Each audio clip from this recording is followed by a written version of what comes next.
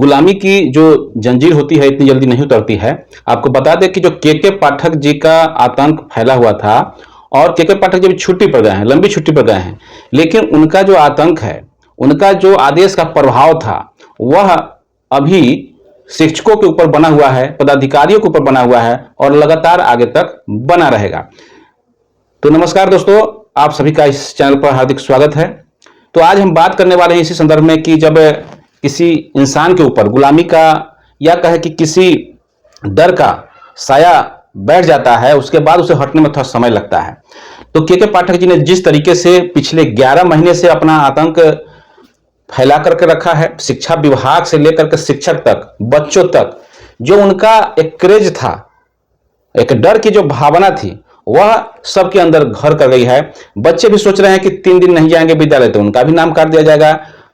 शिक्षक भी समझ रहे हैं कि 5 मिनट क्या 1 मिनट भी लेट होंगे तो उनका 1 दिन का वेतन साफ कर दिया जा रहा है। पदाधिकारी लोगों का भी वही हाल है, चाहे वह बीईओ हो, चाहे डीईओ हो, चाहे डीपीओ हो, कोई भी, सभी लोग के साथ एक ही जैसा बर्ताव हो रहा है और डर के साए बना करके ये एक शिक्षा विभाग में समझिए कि एक तरह का ट्रेंड बना दिया गया। और वो जो ट्रेंड बना है वो समझिए इतनी जल्दी हटने वाला नहीं है। आज अगर शिक्षक बोलने को तैयार नहीं है, आज शिक्षक अगर आंदोलन करने को तैयार नहीं है, तो इसके पीछे के पाठक जी का डर है और उनके छुट्टी पर जाने से भी कुछ भी होने वाला नहीं है। जो घोड़ा होता है उसको क्या करते हैं लोग, उसके गर्दन में जो रस्सा बांधा जाता है उसको बांध करके खूंटे से बांध देते हैं। ये बच्चे से यह काम किया जाता है और लगातार बांधे रखने की वजह से वो घोड़ा जो है एक जगह पर स्थिर हो जाता है। कुछ समय बीत जाता है, उसके बाद उस रस्सी को एक मामूली कुर्सी से भी बांध देने पर वह घोड़ा उसी तरह से यथावत खड़ा होता है। या ये मामला किसी भी जानवर, ये हाथी के मामले में भी इस तरह की बातें आती हैं। तो कहने का मतलब है कि जो गुलामी वाली मानसिकता होती है, जो जेहन में गुलामी की मानसिकता डाल दी जाती है, वह हमेशा बरकरार रहता है जब तक कि फिर से उसको एहसास न कराया जाए कि आपको जंजीरों में जो जकड़ा गया है वह आपके पावर से कम है। वैसे परिस्थिति में तब फिर वह बेलगाम हो जाता है। स्थिति अमूमन यही है बिहार के शिक्षा विभाग में, शिक्षक के साथ, शिक्षा पदाधिकारी के साथ। के पाठक जी शिक्षकों की छुट्टी खा करके, छुट्टी डकार करके एक लंबी छुट्टी पर खुद ही वो चले गए। अब उनके लिए वो छुट्टी अवकाश लागू है तो उन्हें मिल रहा है। जो नियोजित शिक्षक हैं उन्हें वह छुट्टी उपलब्ध ही नहीं है कि वो अपना इस्तेमाल कर सके। पूरे साल में 16 सीएल में काम चलाना है। जो छुट्टियां थी वह कहने को 60 छुट्टी देनी है, लेकिन 60 छुट्टी वह बच्चे के लिए है, शिक्षक के लिए मात्र 25 से 30, वो 30 कहने के लिए है, उसको 25 ही मान लीजिए, क्योंकि बहुत सारी छुट्टियों को समय समय पर कैंसिल कर दिया जाता रहा है। तो कहने का यह उचित है कि ये के पाठक जी का जो डर शिक्षकों में समा चुका है। शिक्षक संघ के जो नेता हैं लगातार आंदोलन के लिए चिल्ला रहे हैं, आवाज दे रहे हैं। बंशीधर ब्रजवासी जी का इसी क्रम में उनके जो निलंबन की खबर आई, उसके बाद उन्होंने जो बयान जारी किया, उसके बाद उस बयान के बाद हिटलरशाही शब्द का उन्होंने इस्तेमाल किया था पाठक जी के लिए। उसके बाद फिर चूंकि पाठक जी का जो आदेश है वो डीईओ को डायरेक्ट वीसी के माध्यम से देते हैं और उसके माध्यम से उन्हें बर्खास्त करने की बात कही, जो कि प्रक्रिया के तहत उनके बर्खास्त करने की प्रक्रिया जो चली, लेकिन खबर बाद में आया कि उन्हें निलंबन कर दिया गया, बर्खास्त नहीं किया गया। यहां तक कि उन्हें अपना होम जो प्रखंड होना चाहिए, क्योंकि प्रखंड शिक्षक का अपना नियोजन इकाई प्रखंड ही होता है, अगर कोई निलंबित होता है तो उसे अपने प्रखंड में ही रखना होता है, लेकिन उन्हें सकरा प्रखंड यानी कि मुजफ्फरपुर डिस्ट्रिक्ट के अंतर्गत ही सकरा प्रखंड में भेज दिया गया, घर से 50 किलोमीटर दूर, यानी कि तंगो तबाह करने के लिए किया जा रहा है। रास्ते में उनके साथ कोई अनहोनी भी हो सकती है। तो ये सारे मुद्दा को आप समझने का प्रयास कीजिए कि शिक्षक को तो डराया ही जा रहा है, संगठन को जो नेतृत्व करता है उन्हें भी डराया जा रहा है, उन्हें भी जो वेतन काटने, निलंबन या बर्खास्तगी का डर दिखा करके उन्हें कुछ बोलने से मना कर रहे हैं। सरकार में बैठे एमएलसी हैं, उनकी बयान को देखें या जो विपक्ष के एमएलसी हैं उनके बयान को देखें, या फिर अन्य जो संगठन के नेतृत्वकर्ता हैं उनके बयान को देखें। तो अगर जांच हो जाए, उन लोगों के द्वारा लगातार मांग की जा रही है कि अरबों खरबों रुपए का जो ये घोटाला हुआ है, जो कि चारा घोटाला से भी बड़ा घोटाला है, बहुत बड़ा खेला किया गया है, और इसी खेला को दबाने के लिए शिक्षकों के ऊपर कार्रवाई की जा रही है, लगातार वेतन काटने का काम किया जा रहा है, लगातार उन्हें सस्पेंड करने का काम किया जा रहा है। मतलब एक ही तीर से कई तरह के निशान लगाए जा रहे हैं। कहने का मतलब यह है कि अगर सरकार चाहती शिक्षकों को राजकर्मी का दर्जा देने चाहती तो डायरेक्ट रूप से दे सकती थी, क्योंकि पहले से ही दक्षता परीक्षा पास हैं और उसी के जैसा परीक्षा आपने सक्षमता लिया, कौन सा बड़ा तीर मार लिया। 93% जब शिक्षक पास ही कर गए तो बचे हुए शिक्षक फिर से देंगे, फिर 93% पास कर जाएंगे, और बच जाएंगे जो 7% वो शिक्षक भी पास कर जाएंगे। तो फिर ऐसे ही पास कर रहे हैं तो उनके अंदर योग्यता है, तब तो सक्षम है, तब तो वो पास कर जा रहे हैं। तो फिर उन्हें बिना परीक्षा के, बिना शर्त के क्यों नहीं दिया गया उन्हें राजकर्मी? और राजकर्मी में भी कटौती किया जा रहा है, नाम में भी अंतर किया गया। तो कई तरह से शिक्षकों को बांटने, शिक्षकों को डराने धमकाने का प्रयास किया जा रहा है ताकि वो कोई आंदोलन नहीं कर सके। आपको याद होगा उन्होंने कहा था कि शिक्षक कोई संगठन नहीं बना सकते हैं। ये तो फिर बाद में कोर्ट ने आदेश किया नहीं, शिक्षक संगठन बना सकते हैं, संगठन से जुड़ सकते हैं। तब जाकर के संगठन के द्वारा भी फिर से आवाज उठाया जाने लगा।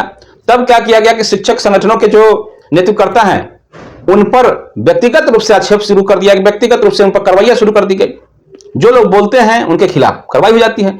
मामूली सोशल मीडिया पर एक महिला शिक्षिका ने एक कमेंट किया कि के पाठक जी ऐसे ऐसे आदेश निर्गत करते हैं कि शिक्षकों का मानसिक संतुलन बिगड़ जा रहा है।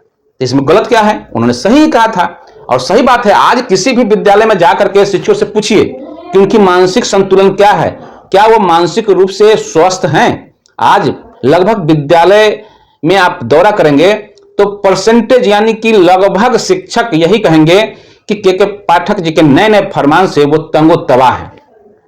आप स्वयं सोचिए ना कि कोई घर से निकलता है, किसी की मोटरसाइकिल पंक्चर हो जाती है, समय से निकलता है लेकिन मोटरसाइकिल अगर उनकी पंक्चर हो जाती है, किसी कारण से रेलवे गुमटी बंद हो जाती है, या किसी कारण से रोड जाम होता है और वो 6:05 जो टाइमिंग दिया गया है पहुंचने का, अगर 6:06 पर पहुंचते हैं तो समझिए कि आपकी हाजिरी उस दिन की कट जाएगी, आपका वेतन उस दिन का नो वर्क नो पेमेंट में डाल दिया जा रहा है। स्थिति यह बना दी गई है। तो क्या ऐसा होना चाहिए? बिहार के जो तमाम शिक्षित प्रबुद्ध लोग हैं इसका जवाब दीजिए। ऐसा कदापि नहीं होना चाहिए था। छुट्टी का समय है 2 बजे, लेकिन इनके अगर तबीयत खराब होती है और दवा लेने के लिए अगर कहीं दवा की दुकान में जाते हैं, उस दौरान अगर कोई पदाधिकारी पहुंच जा रहे हैं, यानी कि पूरे दिन स्कूल उन्होंने किया और किसी सीरियसनेस की वजह से अगर वो दवा लेने चले गए, उस समय भी कार्रवाई हो जा रही है और उस दिन का वेतन बंद कर दिया जा रहा है। एक दिन की वेतन काट दी जा रही है। और ये वेतन काटना कोई बड़ा मुद्दा भी नहीं है। उनका मुद्दा यह है कि वेतन काटेंगे, सर्विस ब्रेक होगा। जो नए नए शिक्षक बीपीएससी से बहाल हुए हैं उनके साथ भी यही हो रहा है। इतना तंगो तबाह कीजिए कि ये लोग फरार हो जाए, फिर से वापस चले जाए अपने उत्तर प्रदेश, और शिक्षकों को जो वेतन देना पड़ रहा है वो न देना पड़े। स्थिति यह बना दी गई है। तो जो पाठक जी तो यहां से अभी छुट्टी पर चले गए। अब जो एस सिद्धार्थ जी हैं, आईएएस, बहुत ही सुलझे हुए आईएएस हैं, अगर वो कोई भी प्रक्रिया करते हैं, अगर सही से फिर सुचारू रूप से पुरानी नीतियों पर काम करते हैं, क्योंकि पुरानी नीति हम इसलिए बोल रहे हैं कि मुख्यमंत्री जी का भी असर नहीं पड़ता था के पाठक जी पर। उन्होंने कहा था कि 10 से 4 विद्यालय चलाइए, लेकिन उनके आदेश को धत्ता बताते हुए के पाठक जी ने 9 से 5 विद्यालय को ही चलने को आदेश दिया था। तो कहने का मतलब वो चले गए हैं, लेकिन उनके जो अब आधिकारिक रूप से आधिकारिक जो बैठे हुए हैं जिला में, जिला शिक्षा पदाधिकारी, वे लोग अभी भी उसी मानसिकता से ग्रस्त हैं और उनके आदेश के रूप में ही अपने आप को वो खुद को के पाठक समझते हुए नए नए आदेश भी निर्गत करते रहते हैं।